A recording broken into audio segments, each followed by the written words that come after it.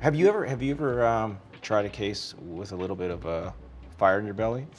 You know, somebody. That's a yes. Does that mean drinking while on it? That's awesome. I was going to say yes eventually, but I want to blame it on someone else first. Okay. Some of my early trials, I'd be at lunch and with some pretty prominent trial lawyers, and I'm looking, oh God, he got a martini for lunch. We got another martini for lunch. Oh, God. And he walked back in court, no notes, no nothing, and just like Spence style, just shellacking a witness. Because I didn't know that it's all about telling your story.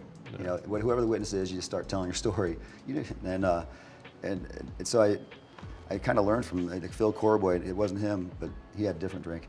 But in Chicago, and he was the first one to kind of make me realize that it's like you said, unanimous is real hard. But I said, God, unanimous. I mean, he said, you know what? If you can get 8, you can get 9, you can get 10, you can get 12. Because if you got 7 or 8 that are with you, they're going to get the rest for you. Yeah. Because the only way to get out of there is to get everybody to agree.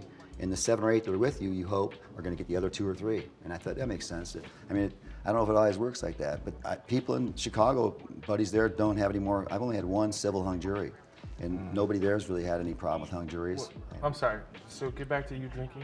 Go back. Oh, I kind of started. I do every once in a while. I'll have a beer, a nice craft beer or something, but never more than 1. There's a You could fantastic. have one. You could have one. I think no more than 1, or else it gets Right. a little. There's a fantastic film. I forget It's the like if name you of shake it. more than 3 times, you're. Yeah. You're playing with it. No, Mads Mikkelsen did a great film, but there's also a book called Drunk by Edward Slingerland that basically says that there's actually this area between 0.01 and 0.0405 that you are at your peak creativeness. I think that's what Michael Jordan called the zone. The zone, right? Loosen up a little bit. Yeah, anything over that, you're actually close to being drunk. But 0.01, 0.05, you're at creative peak.